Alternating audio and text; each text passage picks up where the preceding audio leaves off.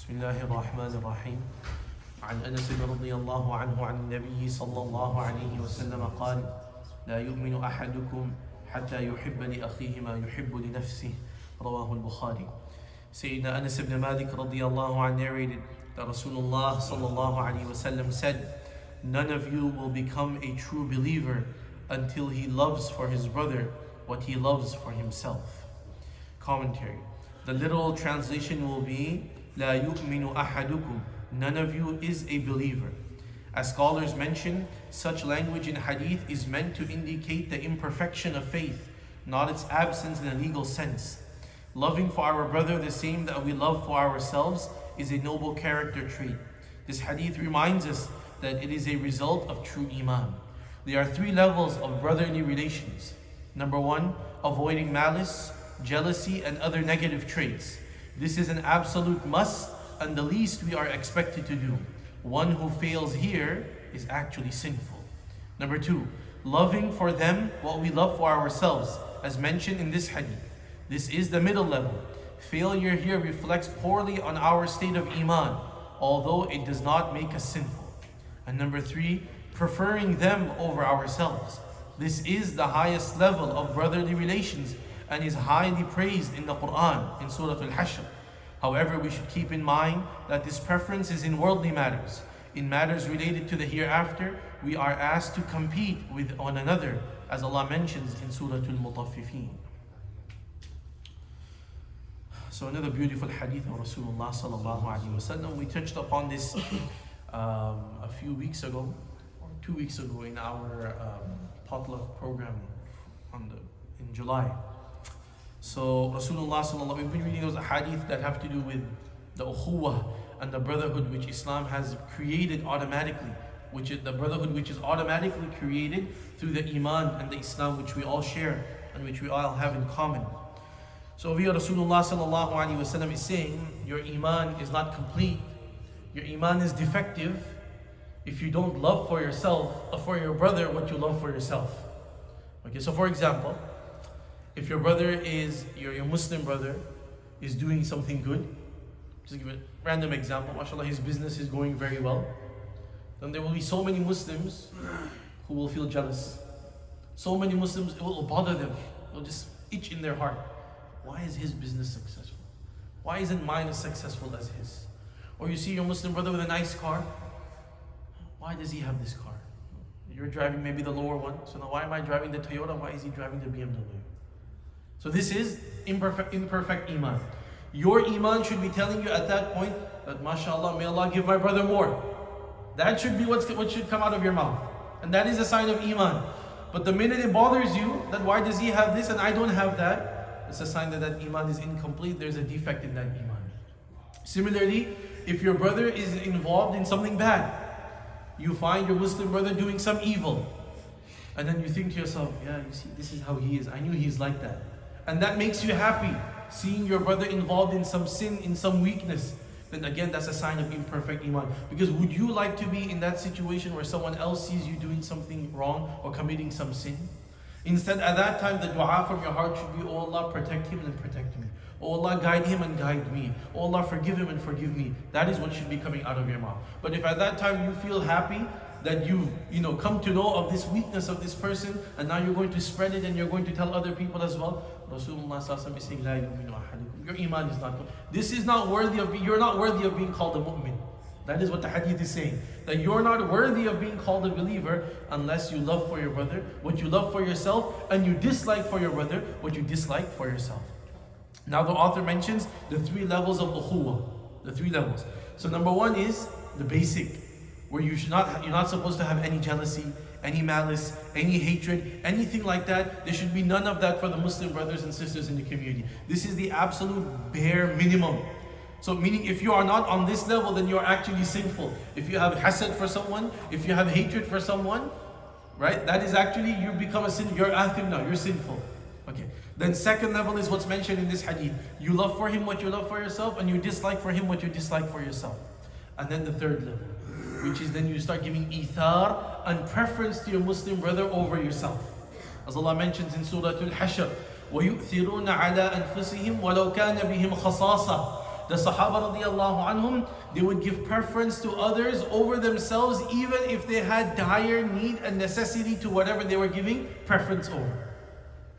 We know the famous hadith in the Battle of Uhud.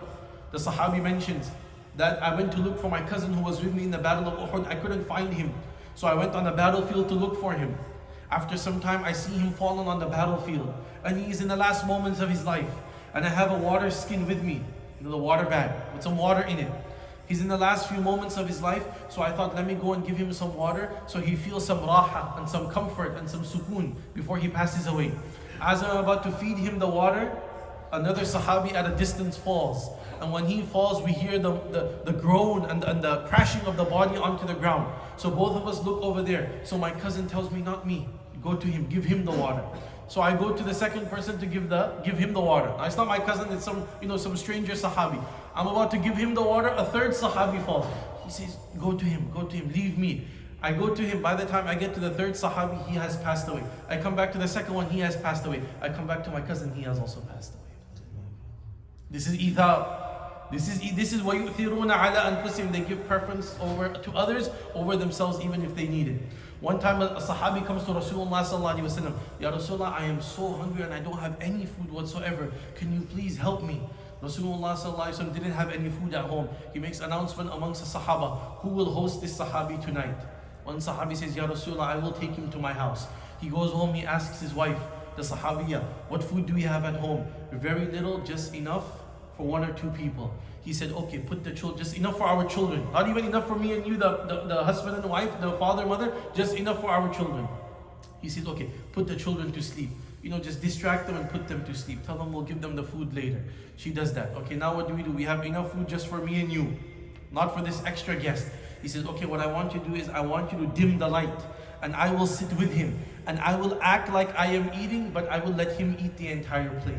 So she dims the light, she goes to one side, she doesn't eat, he doesn't eat as well, and their guest eats. The next morning, Allah reveals these ayat upon Rasulullah sallallahu alaihi wasallam. Allah loved that so much that Allah revealed these ayat upon Rasulullah sallallahu alaihi wasallam. وَيُؤْثِرُونَ عَلَىٰ أَنفُسِهِمْ وَلَوْ كَانَ بِهِمْ خَصَاصَةٌ. Oh, what beautiful Sahaba you have, Ya Rasulullah, that despite them being in dire need of that food, they are ready to give that food to someone else over themselves. Us, we can't even let someone go ahead of us in the month of Ramadan in the food line in iftar. Why do you jump? I was here, you didn't see me? The complaints we get in the sister side, subhanallah, Allah, if I were to tell you, you would laugh. You know what they do over there? This is what I've heard. Okay, this is from multiple people. That the sister will come, she hasn't even gotten her food yet, she takes her purse, puts it on the table. This means now this entire table is reserved for me and my friends.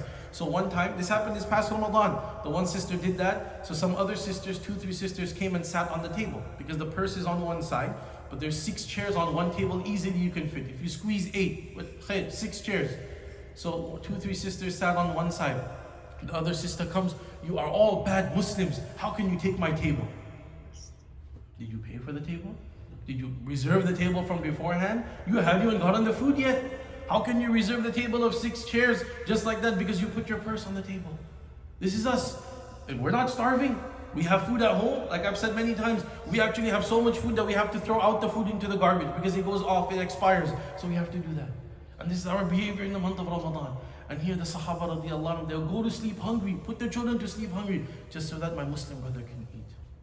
This ithar and this preference and this relationship with one another, this is what brought about the nusra and the help of Allah.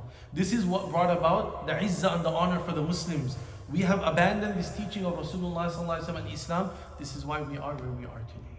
This is why we are where we are today. May Allah subhanahu. We see the Ahwan in Gaza. Openly they can say that we're going to take over Gaza city now and we're going to displace 1 million people. They're estimating live in that area of Gaza city. 1 million people will be displaced, and the amount of it's so bad that the German government and the UK government and they can all speak against it. Yet have our Muslims said anything? Have our Muslims said anything against them? That this is wrong, this is incorrect, what you are, let alone doing something. Can they even say something? SubhanAllah. So we don't, like I said before, we don't even need to blame the enemy. We need to blame ourselves. We Muslims need to blame ourselves. And it starts right from here. Not looking at the governments or whatever. It starts within our own circle, our own communities. This is where we make the effort. This is where we can improve ourselves. And in this way, inshallah, Allah subhanahu wa ta'ala's rahmah, His mercy, His nusra, and His assistance will come to the Muslim ummah. May Allah subhanahu wa ta'ala take us back to the teachings of the Quran and the Sunnah. May Allah subhanahu wa ta'ala grant us the ability to emulate the lifestyle of the Sahaba radiallahu anhum. May Allah forgive our shortcomings. May Allah be pleased with us. Ameen ya Rabbil Alameen. Wa salli Allahumma wa sallim ala nabiyyina Muhammad wa ala alihi wa sahbihi ajma'in. Walhamdulillah.